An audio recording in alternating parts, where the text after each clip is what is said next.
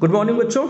मैं अभिषेक मिश्र, PGT chemistry, अपने सहयोगी के साथ सुधांशु सर के साथ टीजीटी हिंदी के साथ आप लोगों का 21वीं सदी के 21वें साल में स्वागत करता हूं। इस वीडियो का मेन मकसद अपने सदन के सभी छात्रों को एक संदेश देना है, नव वर्ष की शुभकामना देना है। और बहुत दिनों से हाउस की मीटिंग नहीं हुई थी, मन में बहुत सारे विचार आ रहे थे, उसको आप लोगों तक पहुंचाना है। अपने ही हाउस के नहीं, इस नवोदय के सभी बच्चों के लिए एक छोटा सा संदेश लेकर हम सुधांशु सर के साथ सुधांशु सर आपको बताएंगे, अपनी बधाई देंगे और थोड़ी सी आपको सलाह ही मान लीजिए कि सलाह देंगे कि आपको कोरोना से भी बच के रहना है। सुधांशु सर। नव वर्ष की मंगल कामना आप सभी विद्यार्थियों को। अभी अभी आश्रमाध्यक्ष ने आपके जीवन की मंगल कामना की है। सहयोगी होने के नाते यह मेरा धर्म है कि अपने बच्चों से बातचीत करें, उनको शुभकामना दें। वैसे तो एक तस्वीर के माध्यम से हमने अपनी भावनाओं को संप्रेषित आप तक किया था, स्मरण होगा, देखा भी है, कई एक बच्चे का कमेंट भी आया। लेकिन आज प्रबल इच्छा हुई कि दोनों साथ बैठकर अपनी वाणी बच्चों तक पहुंचाएं। प्यारे विद्यार्थियों, अभी का जो माहौल है, वातावरण है, चूँकि आप छात्र धर्म का निर्वहन अपने परिवार के साथ कर रहे हैं। वैसे तो छात्र धर्म का निर्वहन शिक्षक के साथ होता है, जिस व्यवस्था में आप रहे हैं, लेकिन कारण से भली भांति परिचित हैं। कोरोना काल है, वैक्सीन अब आ रहा है, बहुत जल्द इसका टीका लगेगा और विद्यालय भी हम लोग समझ रहे हैं कि यथाशीघ्र बहुत करीब अब हम लोग आए हैं कि विद्यालय खुलने की भी संभावना धीरे धीरे प्रबल हो रही है। आमने सामने हम लोग होंगे, लेकिन अभी दूरी बनी हुई है। फिर भी तकनीक व्यवस्था के माध्यम से हम अपनी बात आप तक पहुंचाते रहे हैं। आप अपने घर में हैं, परिवार के साथ हैं।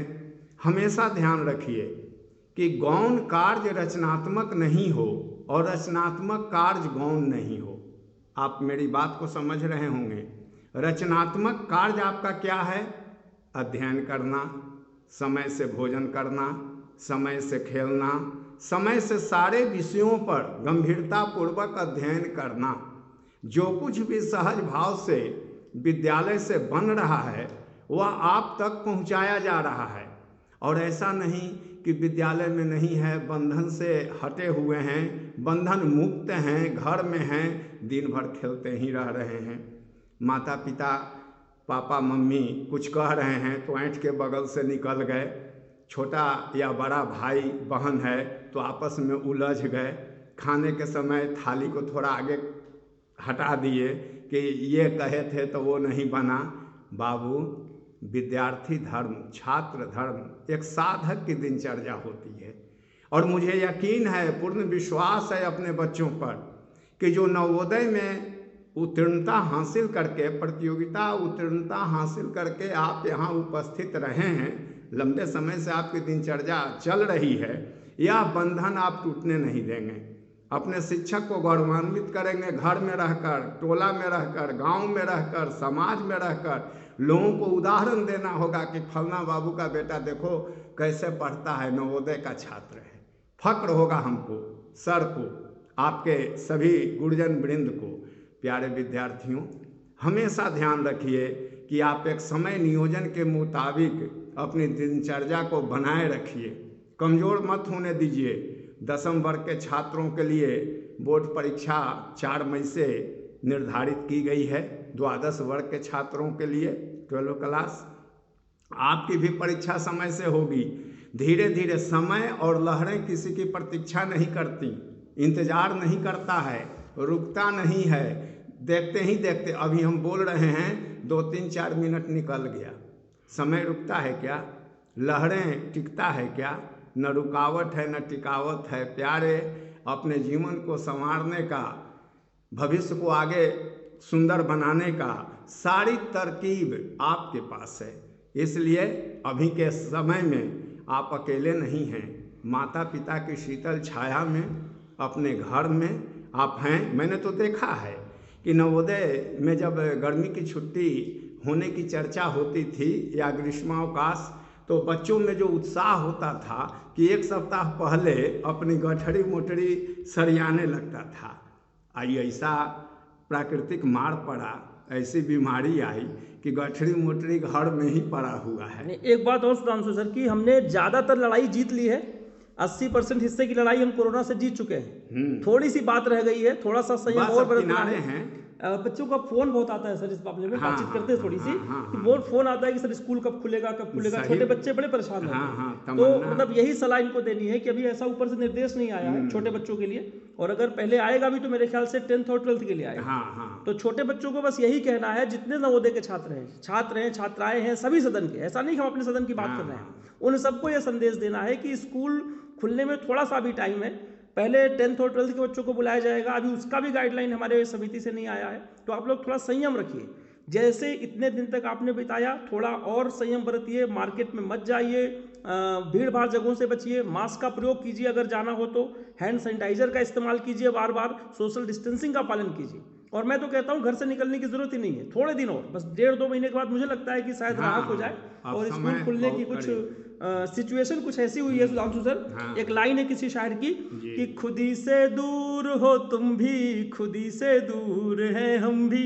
अभी हमारे बच्चों में बहुत दूरी है, वो अपने घर पे हैं, हम अपने घर पे हैं, कि खुदी से दूर हो तुम भी, खुदी से दूर है हम भी, बहुत मशहूर हो तुम भी, बहुत मशहूर हैं हम भी, जरा मगरूर हो तुम भी, जरा मगरूर हैं हम भी, अतः मजबूर हो तुम भी, अतः मजबूर हैं हम भी।